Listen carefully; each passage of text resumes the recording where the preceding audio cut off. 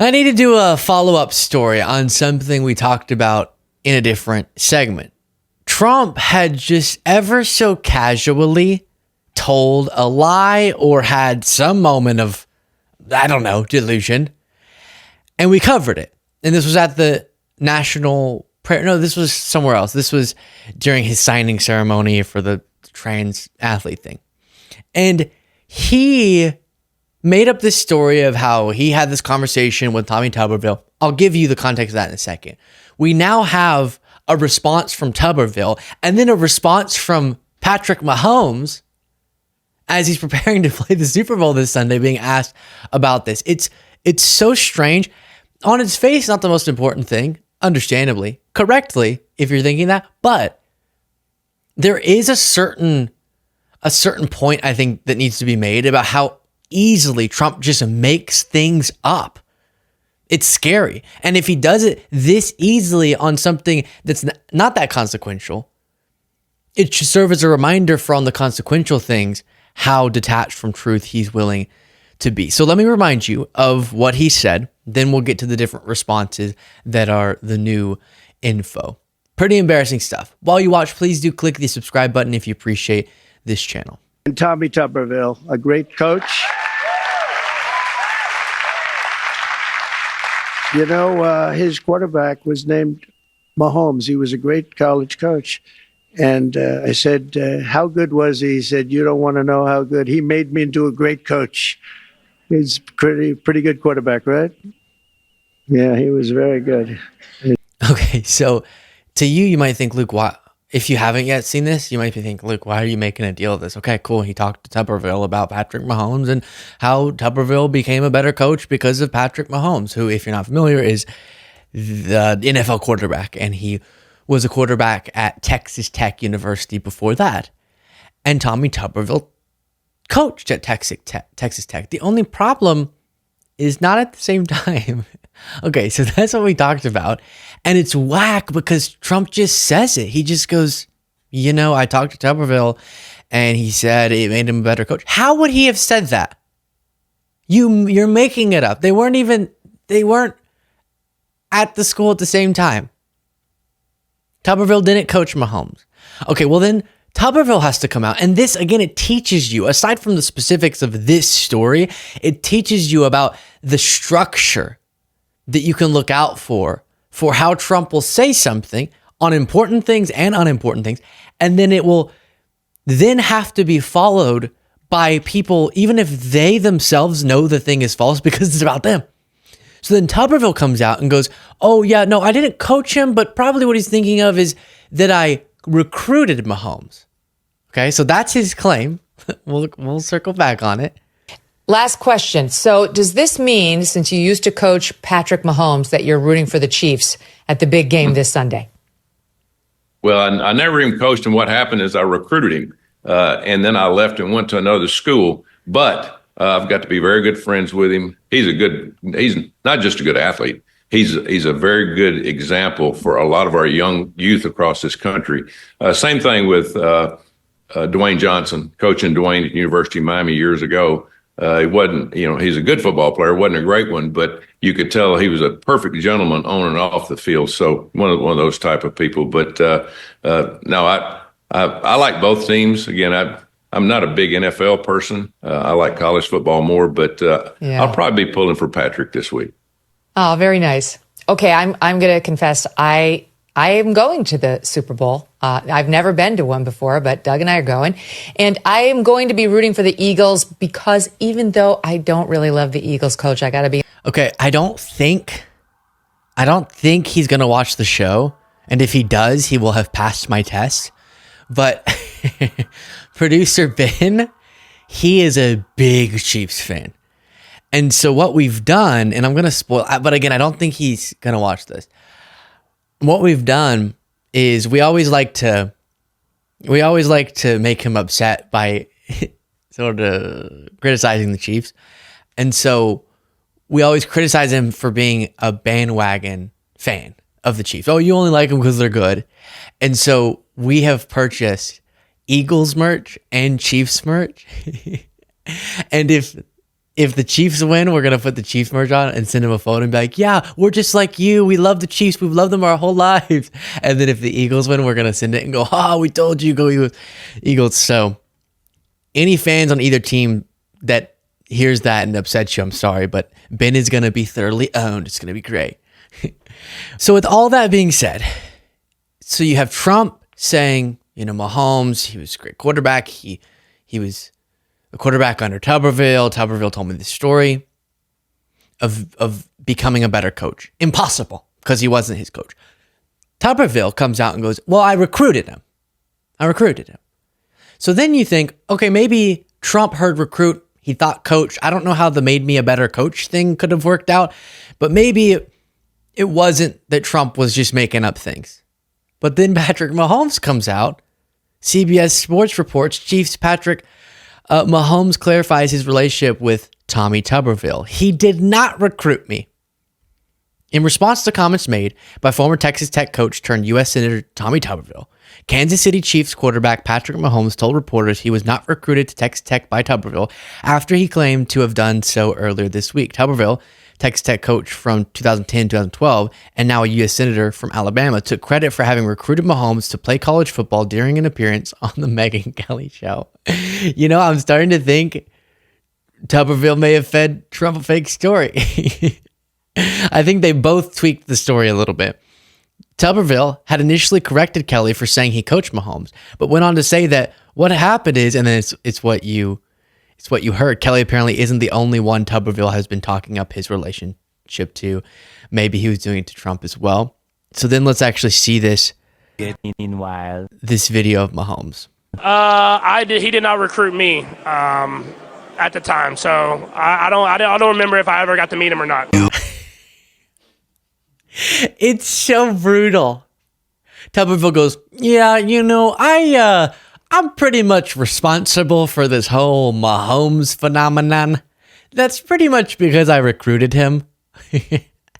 And regardless of that, we've become real good buddies since then. And then Mahomes goes, I don't know if we've ever met before. Oh, it's brutal. It's so brutal. But again, I don't think Tuberville, I should say, told Trump that he coached Mahomes. I think Tuberville lied and said, yeah, I'm responsible for Mahomes. So I guess all this Chief stuff is pretty much because of me. And then Trump heard that and thought, how do I make this story more interesting? Or he just got mixed up. Either he's confused or he's being dishonest, as we often have to wonder about with him.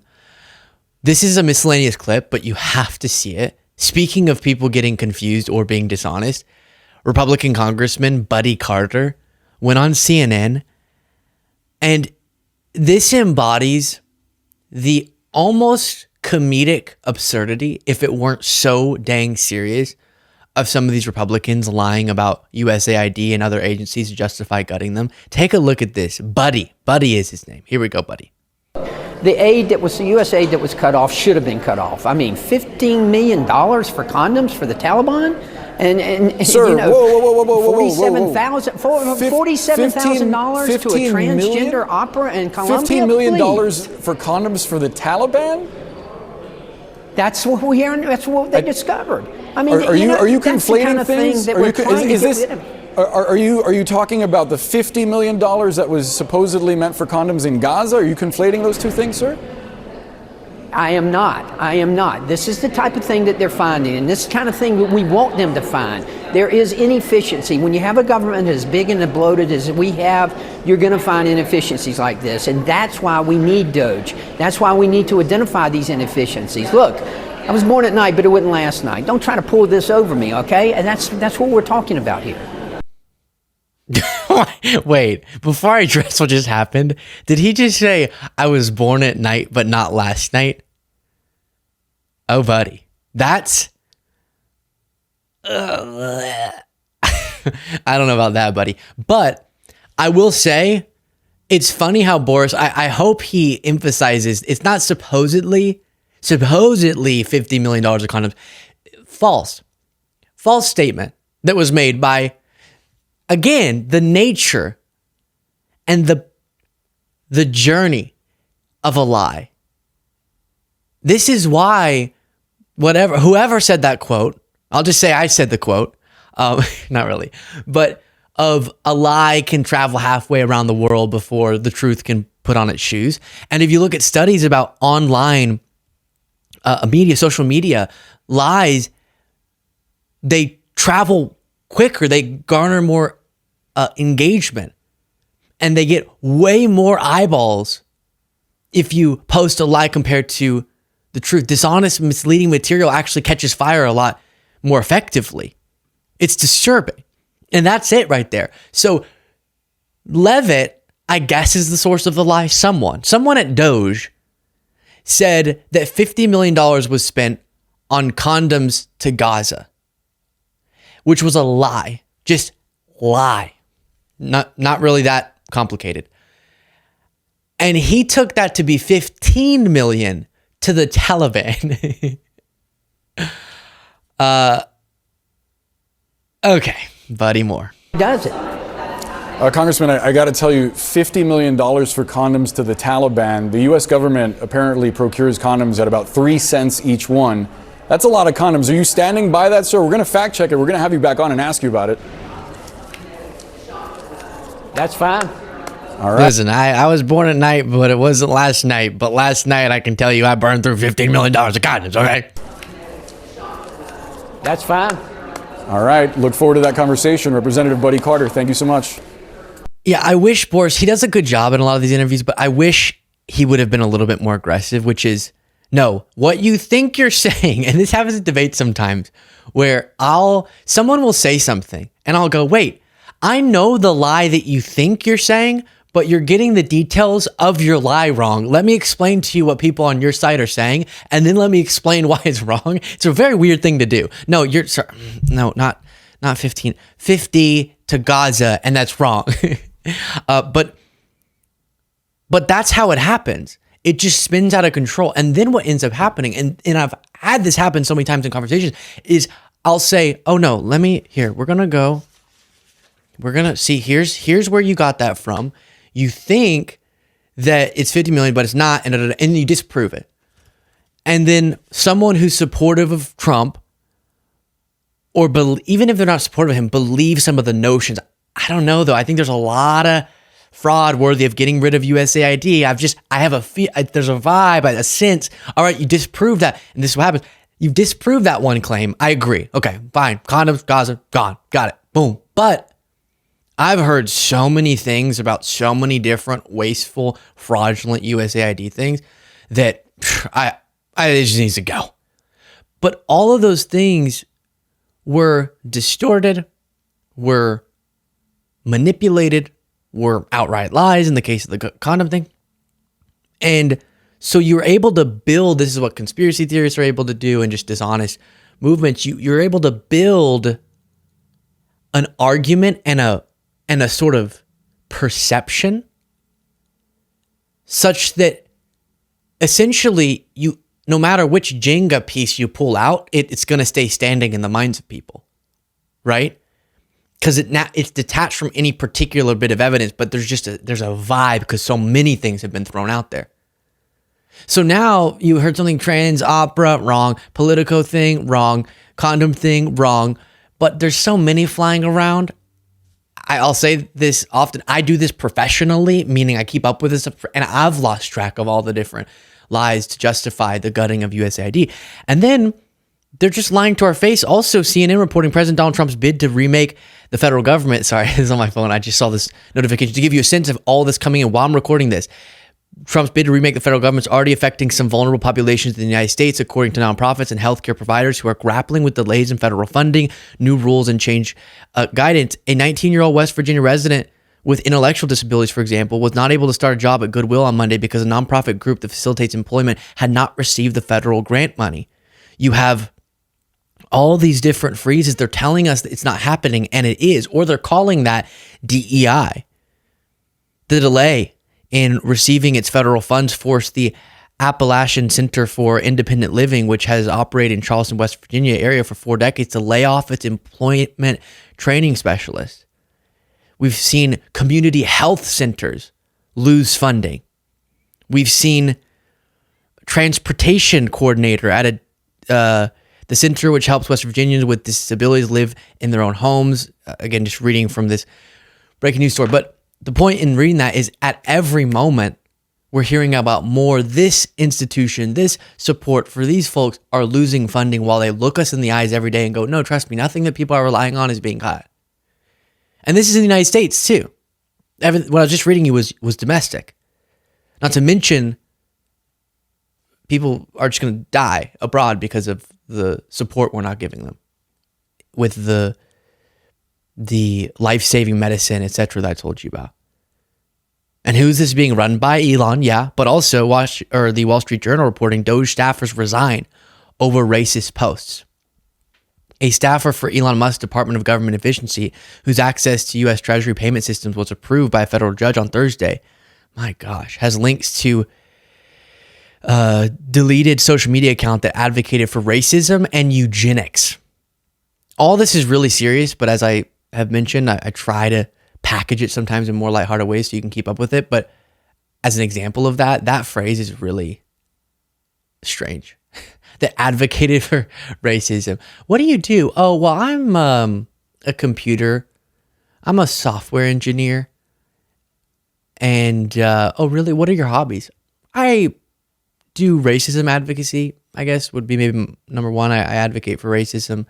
And, but yeah, advocate for racism. That is the correct way to describe this guy. Marco Alez resigned Thursday after this stuff came out.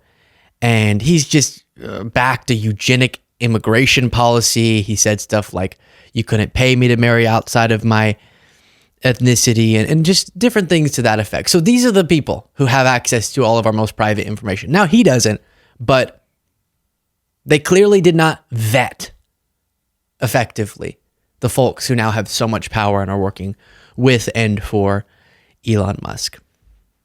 Meanwhile, while all the chaos breaks out, Trump's telling fake stories about Patrick Mahomes. Share your thoughts in the comments. Support the show. Get the members only bonus show if you want to support more by clicking the join button below.